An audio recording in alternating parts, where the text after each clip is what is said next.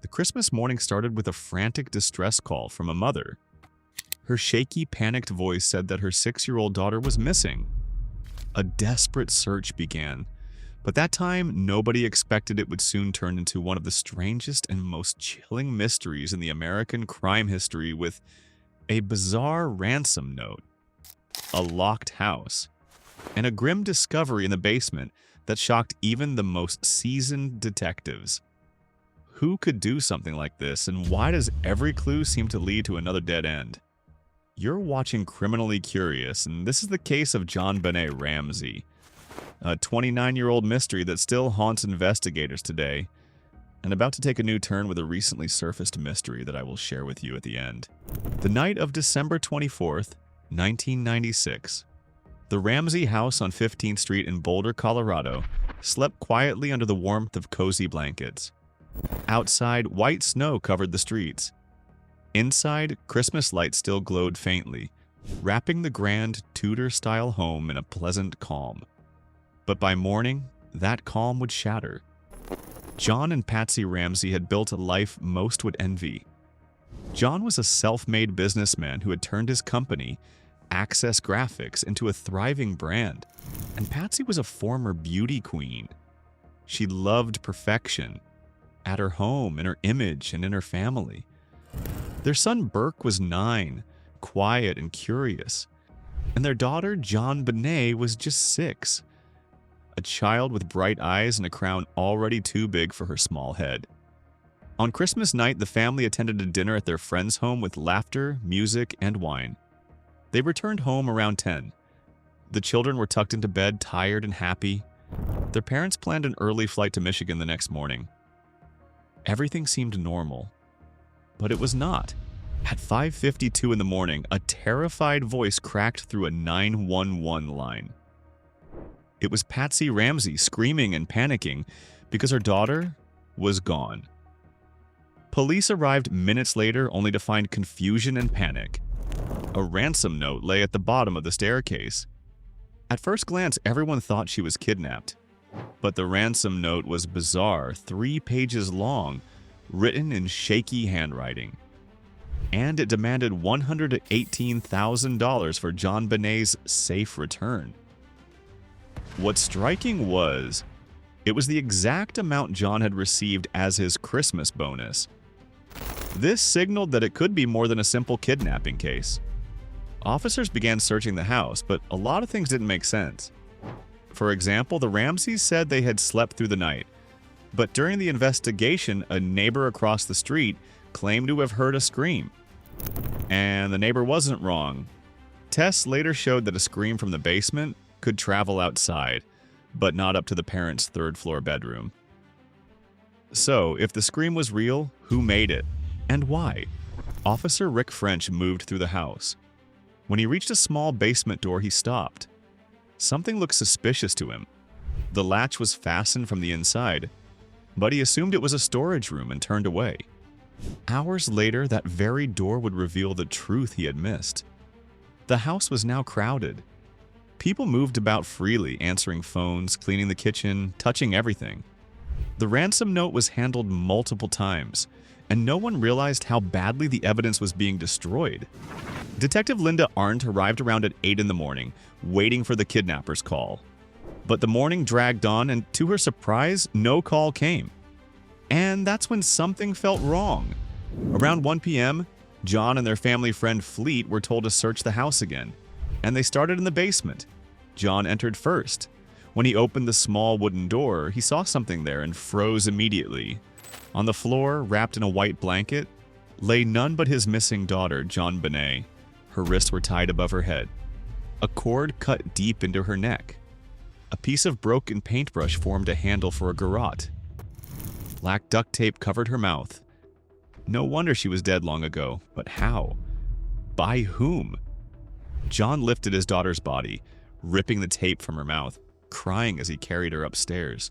But in that single act of grief, he unknowingly destroyed what little evidence remained. The case quickly turned from a kidnapping to a homicide. The crime scene was finally sealed, but it was already too late. The autopsy confirmed 2 causes of death: strangulation, and a blow to the head. Turns out JonBenét was still alive when the garrote tightened. She had fought back. Her skull had a large fracture, likely from a blunt object. But there was no blood. Her young skin had stretched instead of tearing. The weapon had been smooth. Perhaps a flashlight, because a black mag light was found on the kitchen counter, wiped clean of fingerprints. And what's most chilling, it didn't belong to the Ramseys. Inside her stomach was a small amount of pineapple. Surprisingly, a bowl of pineapple also sat on the kitchen table, a spoon resting inside. But the mysterious part was that both parents denied ever feeding pineapple to her. So, who was eating pineapple at midnight? And why was JonBenét fed with pineapple? But before anybody could think of an answer, another chilling discovery came up. The autopsy revealed signs of the nastiest nightmare. Assault, non-penetrative though. Plus a broken paintbrush fragment, the same kind used for the garrote, was found inside her body. Some experts called it staging, a cruel attempt to mislead investigators, but others believed it was evidence of molestation. A panel of pediatric experts later agreed the child had suffered trauma before her death. But her own doctor, who had seen her dozens of times, denied ever seeing signs of abuse. But how could the professionals have so divided opinion? It created another room for mystery. But there was another tiny detail that everyone almost overlooked. 2 days before Christmas, someone from the Ramsey house had accidentally dialed 911. The call was quickly disconnected. Some wondered if a child had tried to ask for help, but no one could prove it. So every corner of the story contradicted itself. For example, there was no clue that suggested a possible break-in, except a broken window in the basement. But dust on the sill was undisturbed. No footprints marked the snow outside. So whoever did this, it seemed, had been inside the house already. DNA found on JonBenét's clothing belonged to a male, but someone unknown. It didn't match anyone in the family. For some, that proved an intruder theory, but others think it raised suspicion that evidence had been mishandled or transferred during cleanup. The rope knots were complex, like those used in sailing or scouting, but the Ramsey family had no such training. Fibers from the garrote matched those in JonBenét's bed, suggesting she may have been attacked elsewhere in the house and then staged in the basement. Detective Lou Smith later proposed a new chilling theory. A stun gun had been used for assault to subdue her, because there was 2 small marks on her body, and they were spaced exactly 3.5 centimeters apart, the same distance between contacts on an air taser model 34,000. But when the air taser company's spokesman, Stephen Tuttle, saw the theory, he was baffled. He said those marks didn't match what stun guns usually left.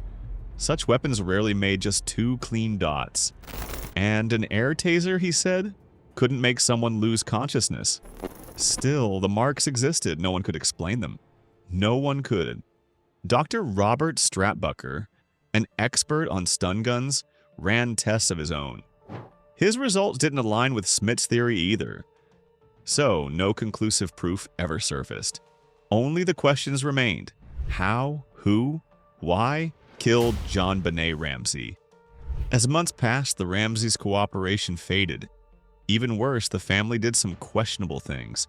They refused police interviews for 4 months and hired lawyers and a crisis management team. John even arranged for a private jet to fly the family out of Boulder within hours of the discovery. But why? To many, it looked like fear, as if he was escaping from something, someone, or maybe from the truth. Many thought even the bizarre ransom note was staged, because it was unusually long, written on paper from inside the house. The handwriting showed no disguise and the language mixed business terms with movie-style threats. Investigators literally compared phrases to lines from movies like Ransom, Dirty Harry, and other crime thrillers. The note's writer had taken time, too much time, to compose it. The FBI found it hard to believe anyone would sit down and write such a long note inside the victim's house. It had steady handwriting, strange phrasing, and a chilling calm. Dr. Michael Baden, a pathologist with 6 decades of experience, said he had never seen a ransom note like it.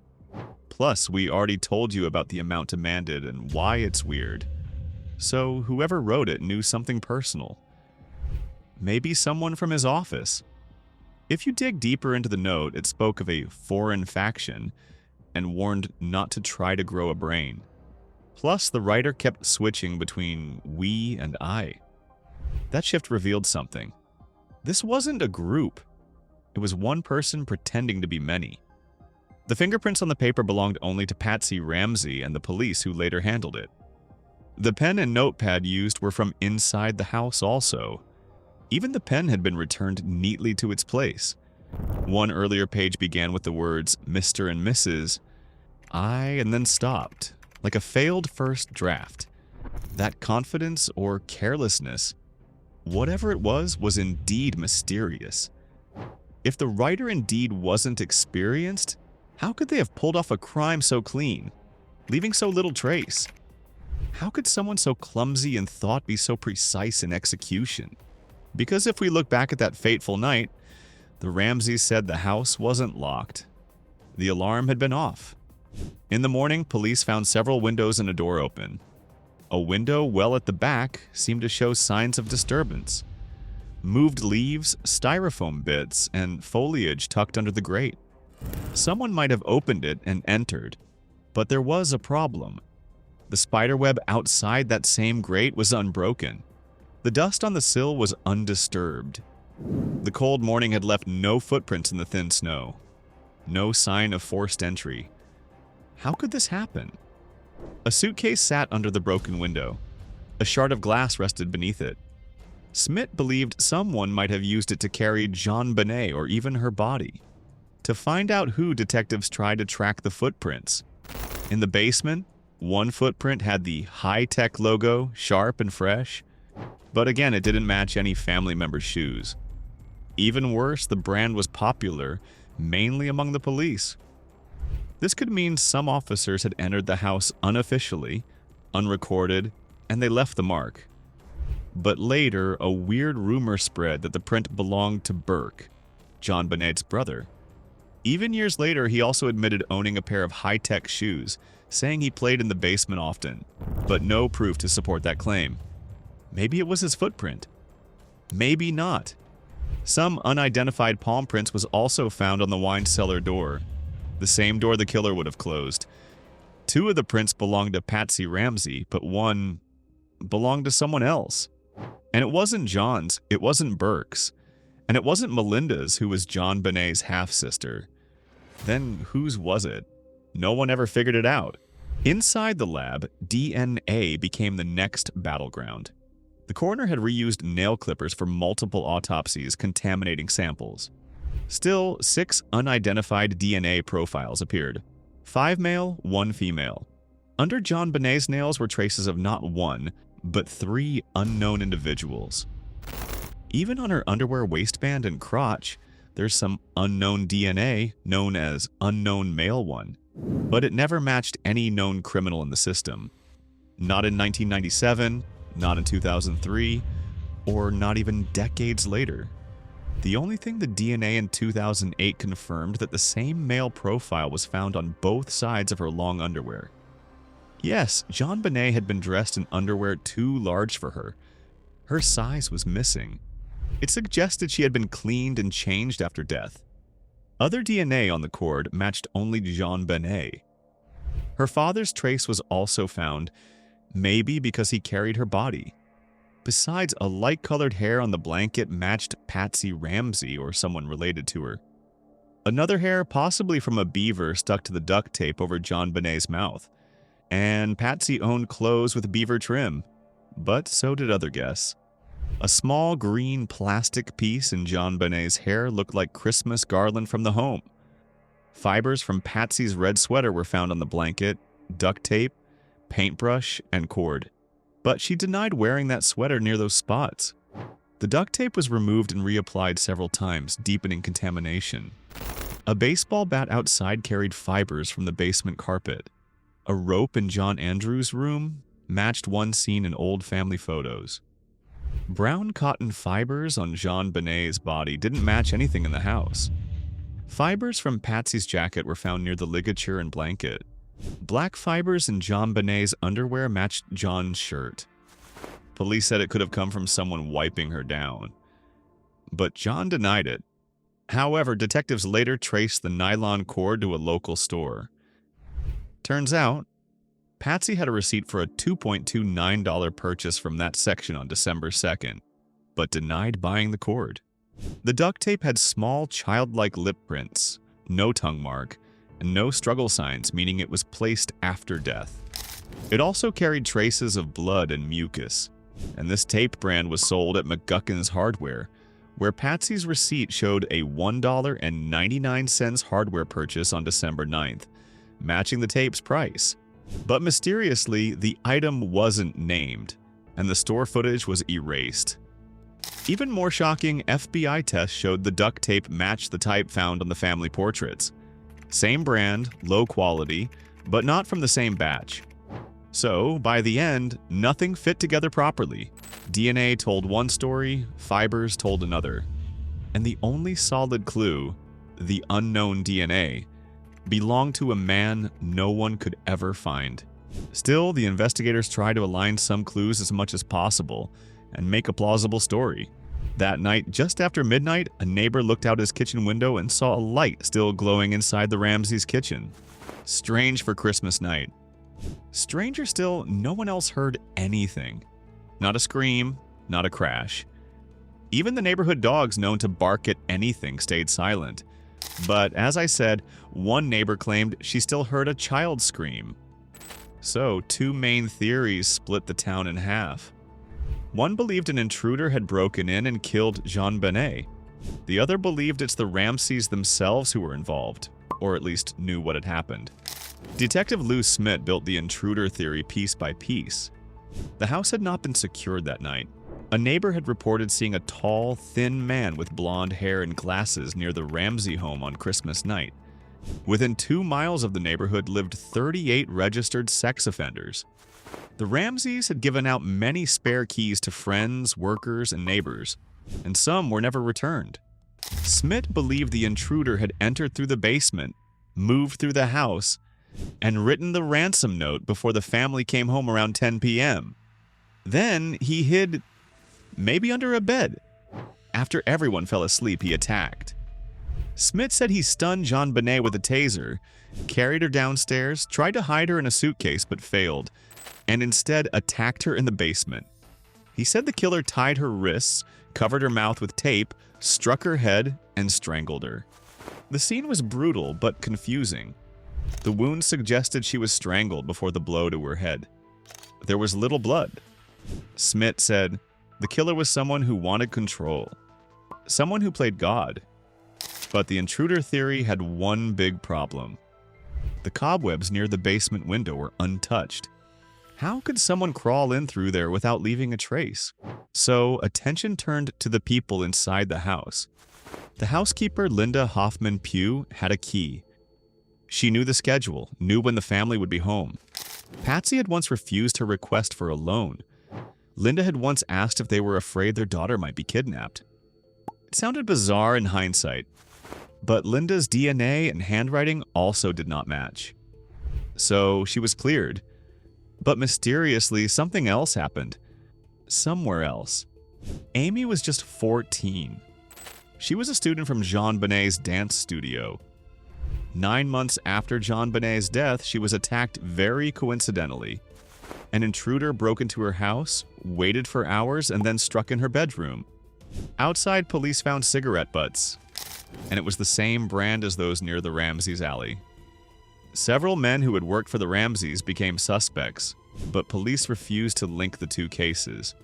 No one knows why. There were some more suspects, like a man named Michael Helgoth. Violent, in debt, lived next to the Ramseys' friends. Days before his court hearing, he was found dead, and in his basement there was a photo of a Navy aircraft marked SBTC, the same letters from the ransom note. But his DNA, no match. Dead end again. Next was Bill McReynolds, The local Santa JonBenét once told a friend Santa promised a secret visit after Christmas. McReynolds gave DNA, handwriting, hair samples. None matched. Plus, he was old, weak, and dying. Could he even lift a weapon? Unlikely. And years later, he even took his own life, with a stun gun and taser lay beside him. But again, no DNA match. Then came another suspect, Chris Wolf. He left home on that very Christmas night, came back at dawn. His girlfriend said he wore a Santa Barbara Tennis Club sweatshirt with same initials, SBTC. When questioned, he snapped, claiming JonBenét's father was guilty. But his DNA too didn't match. Finally, Gary Oliva was interrogated. He called a friend the day JonBenét was found. Said he'd heard a little girl. He even wrote poems about her.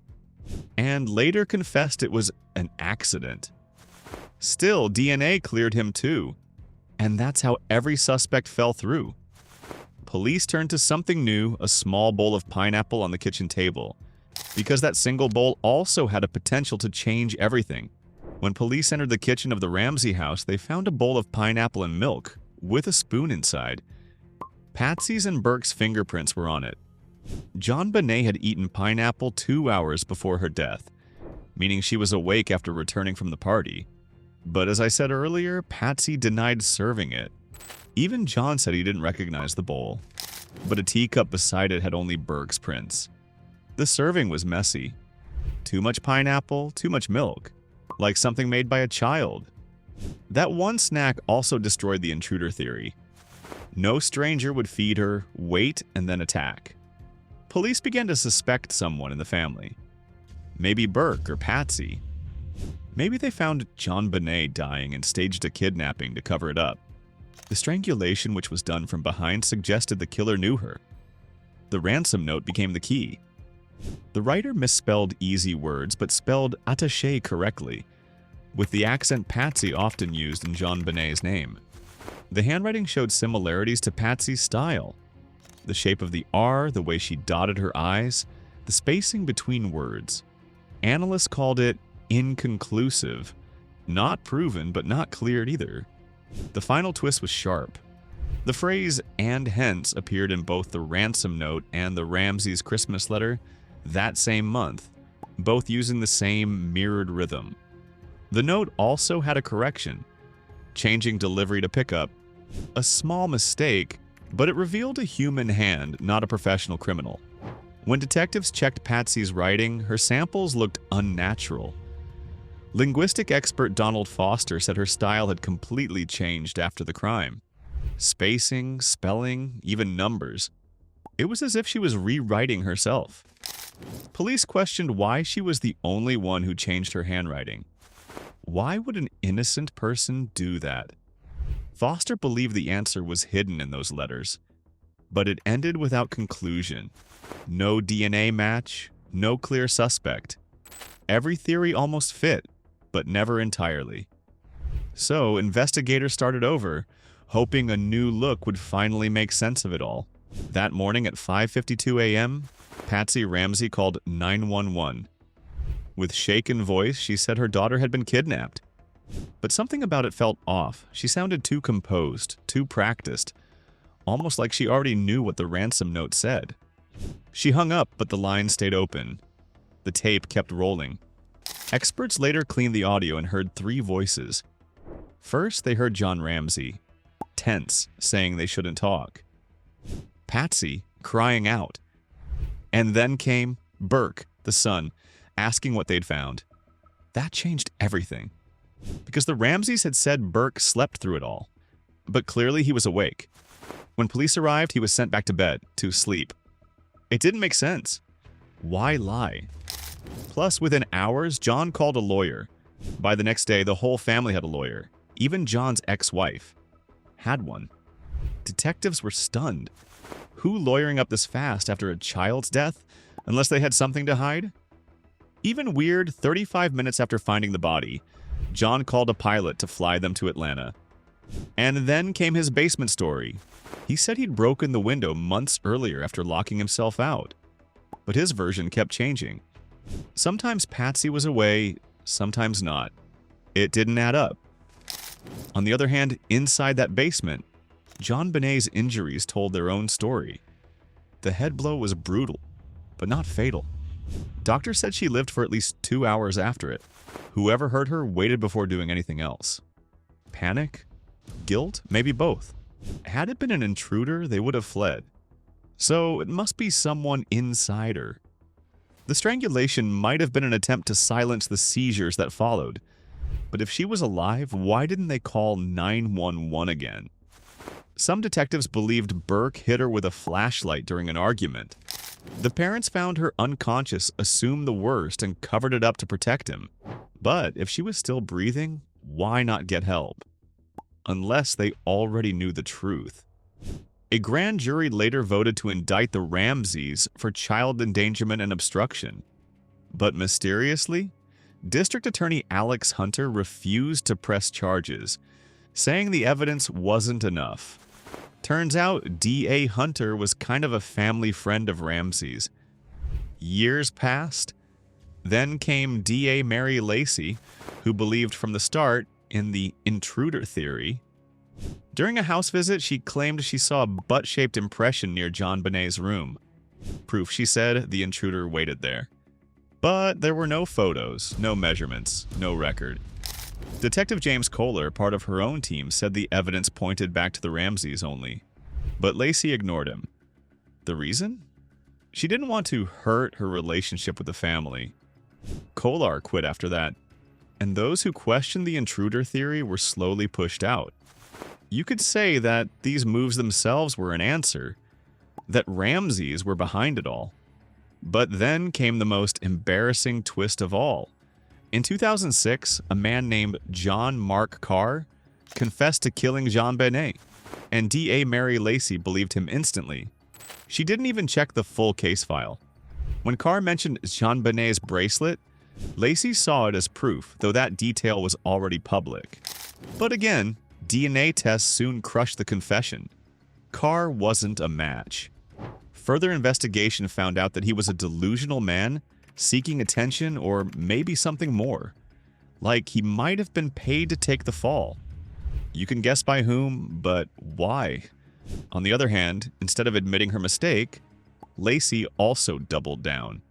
And a year later, she cleared the Ramseys, claiming new DNA tests proved their innocence. But experts said the data was contaminated, mixed with several unknown profiles. Lacey ignored it and issued a public apology to the Ramseys instead. Felt like D.A. Lacey was none but an agent of Ramsey family only working for them.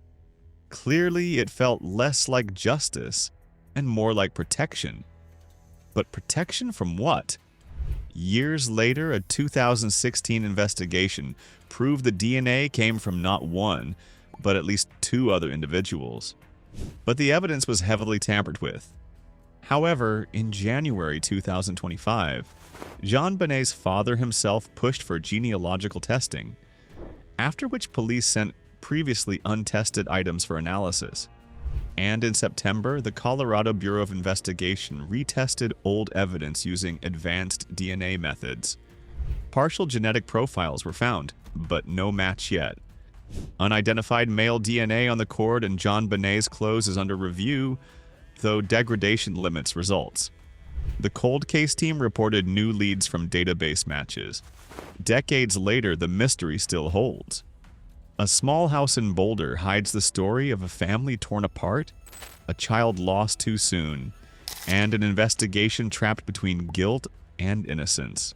However, there's a striking update that I haven't told you yet.